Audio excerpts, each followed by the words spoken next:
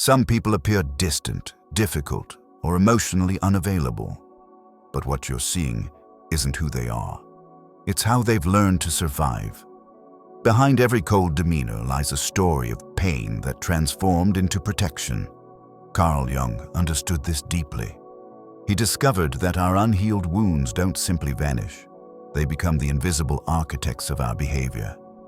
In this video, you'll discover Jung's profound insights into how emotional suffering shapes human behavior, why people who've experienced trauma act the way they do, and most importantly, how pain can be transformed into authentic growth. Stay with me until the end. What I'm about to share might forever change how you view yourself and the people around you, with less judgment and greater understanding. Not everyone who seems emotionally distant is cold-hearted. Not everyone who struggles with intimacy is incapable of love. And not everyone who appears overly defensive is trying to push you away. Jung realized that what we often judge as character flaws are actually survival mechanisms, intricate psychological adaptations to overwhelming pain. Jung discovered that when emotional pain isn't properly processed, it doesn't simply disappear. It retreats beneath conscious awareness and emerges as behavior. These behaviors aren't random or irrational. They follow the precise logic of protection. The soul remembers what hurt it, even when the conscious mind has forgotten. The person who questions every gesture of affection might have experienced profound betrayal. The one who never asks for help might have been ignored when they needed it most. The one who never shows vulnerability might have been punished for it. Their reactions aren't personality traits. They're emotional memory in motion. Jung called this process psychic adaptation, the ways our psyche reorganizes itself around unprocessed pain. These adaptations aren't flaws to be corrected, but messages to be understood. They're the psyche's language, communicating through patterns and behaviors what it couldn't express directly through words. What happens when we shift from asking, "What's wrong with you?" to "What happened to you?" Everything changes. The behavior that once seemed irrational suddenly makes perfect sense within the context of someone's emotional history. The question isn't why they're overreacting, it's what they're remembering. Understanding this doesn't excuse harmful behavior, but it offers something equally powerful: context. When we recognize behavior as the language of unprocessed pain, we stop taking others' reactions personally. We begin to see beneath the surface, beyond the behavior to the wound that shaped it. Some people move through life wearing masks, so convincing they've forgotten they're wearing them at all. They present as confident, self-assured, perhaps even untouchable. But Jung saw through this. He called it the persona, the social face we present to the world. For those who've suffered deeply, this mask isn't just a social convenience. It's emotional armor.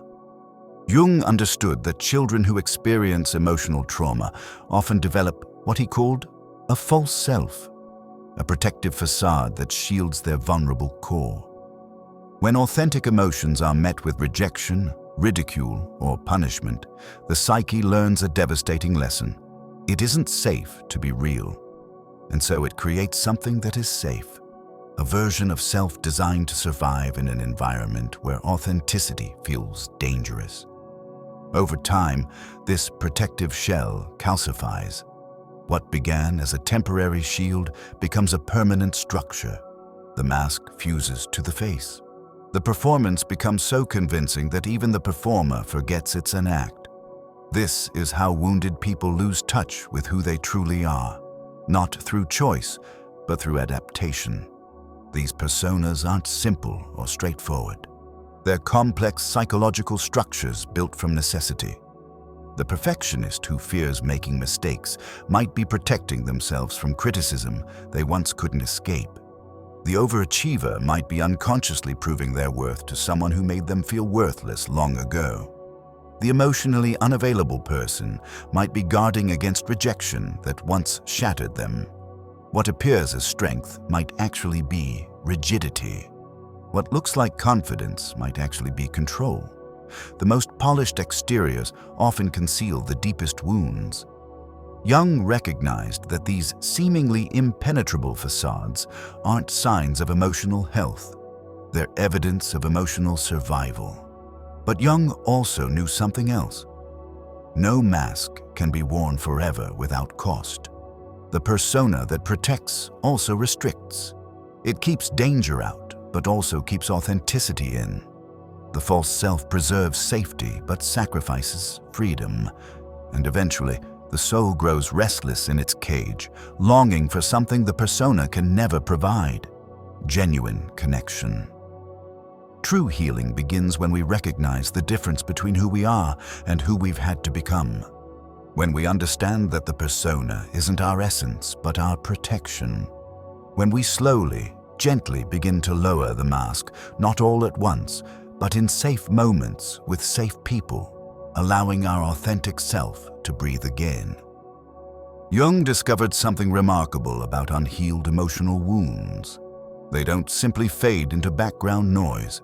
They organize themselves into what he called complexes, emotional memory systems that operate with minds of their own. These aren't just memories. They're living psychological structures that can hijack our present when triggered by events that resemble past pain. Imagine someone who experienced profound abandonment in childhood.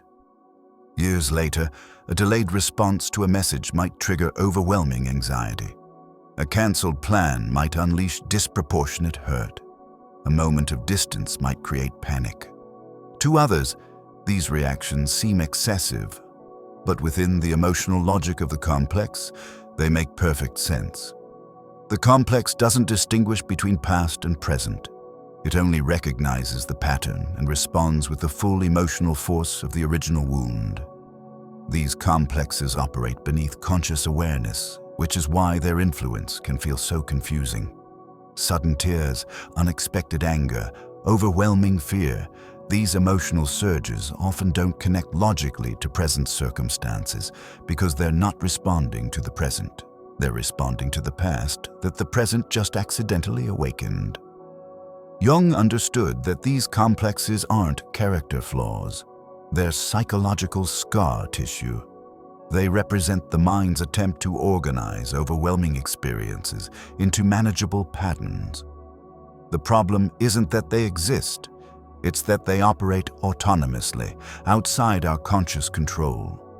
The mother who hovers anxiously over her children might be responding to her own unresolved trauma of feeling unsafe. The partner who questions every explanation might be reacting to betrayal that happened decades earlier. The friend who disappears during conflict might be protecting against emotional violence they once couldn't escape. If you've ever thought, "I don't know why I reacted that way," you've experienced a complex in action. That moment of emotional disconnect happens when a complex takes the emotional wheel, responding not to what's happening now, but to what happened then, when the wound was first created. Healing begins with recognition, seeing the complex not as a personal failure, but as a psychological mechanism trying to protect you. It continues with integration, bringing these autonomous emotional systems back into conscious awareness, where they can be understood rather than just unconsciously obeyed. If what I'm sharing resonates with you, consider subscribing to this channel. Each week, we explore Jung's insights into the human psyche and how understanding them can transform our relationships with ourselves and others. Now, let's continue this journey of self-discovery together. Jung was fascinated by alchemy, not for its literal attempt to transform lead into gold, but for what it symbolized about psychological transformation. He saw in these ancient practices a powerful metaphor for how suffering, when consciously engaged with, can transform into wisdom. Pain isn't just something to endure or escape. It's raw material for profound inner growth. This is perhaps Jung's most revolutionary insight. Suffering that's consciously experienced becomes different from suffering that's unconsciously repeated. When we turn toward our pain with awareness rather than away from it in fear, something remarkable happens. the wound begins to change its nature. What once operated as an invisible force controlling our behavior becomes a source of deeper understanding. Jung called this process the transcendent function, the psyche's capacity to transform opposing elements into something new. The very sensitivity that makes us vulnerable to pain also makes us capable of profound empathy. The experiences that break us open can also make us more whole, but only if we're willing to work with them consciously. This is the essence of Jung's concept of the wounded healer. Those who have faced their own wounds with courage gain the capacity to help others heal in uniquely powerful ways. Their pain becomes purpose, their struggles become strength. Not because the wounds disappear, but because they've been integrated, brought into conscious relationship rather than left to operate from the shadows. The person who has faced abandonment and done the inner work doesn't just survive. They develop a profound capacity for loyalty and presence. Someone who has worked through betrayal gains an authentic capacity for trust that isn't based on naivety but on strength. Those who have confronted their own shadows develop a compassion unmarred by judgment. But Jung was clear. This transformation doesn't happen automatically. It requires what he called active imagination, a willingness to engage with our pain creatively rather than just intellectually. It demands courage to face what hurts instead of numbing or avoiding it. It asks us to stay present with difficult emotions long enough to learn what they have to teach. This alchemical process isn't about turning pain into something artificially positive. It's about allowing it to become what it naturally evolves into when consciously held. Deeper awareness, authentic compassion, and a more complete experience of being human. For Jung, the ultimate purpose of psychological development wasn't simply to heal wounds or resolve trauma. It was what he called individuation. This is the process of becoming whole, integrating all aspects of ourselves, both the parts we're proud to claim and the parts we'd rather disown.